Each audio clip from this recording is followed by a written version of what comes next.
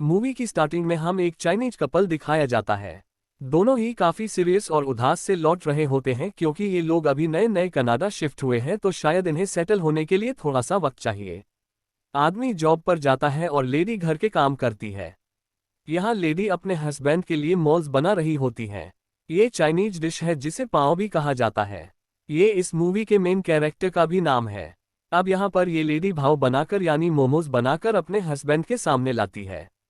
वो ऑफिस से लेट हो रहे होते हैं तो जल्दी से कुछ बाउंस खा के चले जाते हैं। और अब जबत की हुई लेडी वो भाव यानी मोमो खाने लगती है तो एकदम उसे कुछ फील होता है और वो उसी वक्त उसको खाने से रोक लेती है। जब वो लेडी पाँव को अपने मुंह से बाहर थूकती है तो वह एक कटोरी में जाकर गिरता है यानी एक किस्म की बास्केट में जिसमें वो खाना लाई थी उसमें तो जैसे जान आ जाती है। उसके छोटे छोटे हाथ और पाँव निकल आते हैं और वह रोने लगता है, बिल्कुल छोटे बच्चों की तरह, लेकिन साथ ही वह खुश हो जाता है जैसे वो उस लेडी को अपनी मां मानने लगा हो और उसके फेस के साथ अपना फेस रेप करने लगता है जैसे छोटे बच्चे अपनी माओं के साथ करते हैं। इस लेडी की भी कोई बच्चे नहीं होते तो वो इस भाव को यानी एक मोमो को अपना बेटा बना लेती है। वो बिल्कुल इसके साथ इसी तरह रहने लगती है जैसे कोई अपने बच्चों के साथ रहता है, इसका ख्याल रखती है, इससे इतना ज्यादा प्यार करती है जैसे ये वाकई इसी का बेटा होगा और साथ ही साथ वो भाव को बड़ा होते देख के काफी खुश होती थी। उसकी हाइट भी मेक श्योर किया करती थी, यहाँ तक कि वो लेडी पाँव को खुद फीड करती थी और जब कभी उसने बाहर बाजार या मार्केट जाना होता तो वो कभी भी भाव को अकेला घर नहीं छोड़ती थी, घर के हर टाइम उसे अपने साथ रखती थी। अब एक दिन लेडी और पावर प्लांट करती है कि वो मार्केट जाएंगे, स्वीट्स खाएंगे। अब ऐसे इनके लोग बहुत एंजॉय करते हैं को भी। अब ये लेडी यानी अपनी मॉम बहुत अच्छी लगने लगी थी और इनकी बॉन्डिंग काफी मजबूत हो चुकी थी। अब जैसे जैसे वो बड़ा हो रहा था, लेडी कोई चीज की फिक्र थी कि वो मैदे से बना है और काफी वीक है। वो अक्सर भागते भागते गिर चाहता था या मेल्ट होने लगता था। अगर उसे कोई चीज लग जाती है तो उसकी शेप खराब हो जाती। इसलिए वो लेडी कोशिश करती थी कि वो हर टाइम उसके साथ ही रहे और हमेशा उसको ठीक करती रहती थी। इसलिए वो भाव से कहती थी कि वो उसके साथ एक्सरसाइज भी करें और योगा करने में जाए ताकि वो अपनी शेप में रहें।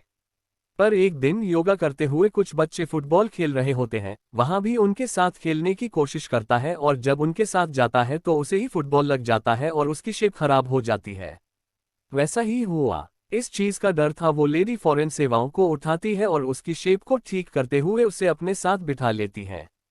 बाप बहुत जिद करता है कि उसे उन बच्चों के साथ खेलना था पर वो लेडी उसे नहीं खेलने देती और उसको ठीक करते हुए ट्रेन में अपने साथ कर लेने आती है। वो उस लेडी से ही यानी अपनी माँ से नाराज होकर ट्रेन में दूसरी तरफ मुंह करके बैठ जाता है। वो उनसे बात ही नहीं करता। अब ये बताओ कि रूटीन बन चुकी थी। वो हमेशा चाहता था कि वो बाहर निकले लेकिन उसकी मॉम उसे बाहर नहीं जाने देती थी। वो फिर भी चुपके से उनकी नॉलेज में लाए बगैर बाहर निकल जाता है। अक्सर उसकी माँ उसे ढूंढती रहती थी पर वो नहीं मिलता था। उसका काफी इंतजार किया करती थी पर वो तो जैसे अब केयरलेस हो चुका था। उसे बाहर की दुनिया इतनी अच्छी लगने लगी थी कि वह अपना ज्यादातर वक्त बाहर ही गुजारता था। आप एक दिन वो लेडी पाँव के लिए उसका बहुत अच्छा खाना बनाती हैं। उन्हें वो खाना बनाने में ही काफी टाइम लगा था और वो खाना इतना मजे का था और देखने में इतना टेस्टी लग रहा था कि कोई और हो तो वो फौरन से खा ले, पर पाओ यहाँ पर उस खाने को खाने से मना कर देता है। बाउंस खाने की तरफ ध्यान ही नहीं देता और बाहर चला जाता है। वो लेडी उससे बहुत ज्यादा रोकती है और उसके पीछे भी शादी है पर वो नहीं रोकता तो इस बात की वजह से उस लेडी का यानी भाव की माँ का बहुत दिल दुखता है। जो खाना है उन्होंने बनाया होता है, वो गुस्से में आकर उसे खुद ही खा जाती है और जब उसका इंतजार कर रही होती है तो अचानक से दरवाजे पर नॉक होता है। वो खोलती है तो रात के अंधेरे में बाहर खड़ा होता है और वो काफी प्राउड लग रहा था। साथ ही वो एक लड़की को अपने साथ खड़ा करता है। वो लड़की अपने हाथ में पहने हुए रिंग उस लेडी को दिखाती है या नहीं बोने और इस लड़की ने अब शादी कर ली है बिना इस लेडी को बताए। इस चीज का इसे बहुत दुख होता है क्या आज तक कि अब उसे अच्छी रहती आई, लेकिन उन्हें क्या सलाह दिया। बताता है कि वो यहाँ पर किस लिए आया था। वो अपनी माँ यूनुस लेडी से कहता है कि मैं यहाँ पे अपनी बीवी को दिखाने आया था और आप अपना सामान लेके यहाँ से जा रहा हूँ। पाओ अपना सारा सामान पैक करता है और अपनी बीवी के साथ वहाँ से जाने लगता है पर लेडी को बहुत गुस्सा आता है। वो दरवाजा बंद कर देती है। वो कहती है नहीं पाओ, अब तुम नहीं जाओगे, तुम हमेशा उनसे बदतमीजी करते आए हो, पर अपनी माँ को तो छोड़ के मत जाओ ना। मैं तुमसे कितना प्यार करती हूँ। पर पाओ उनकी एक नहीं सुनता और बाहर जाने वाला होता है तो वो लेडी गुस्से में आकर उसे एक खास जाती है।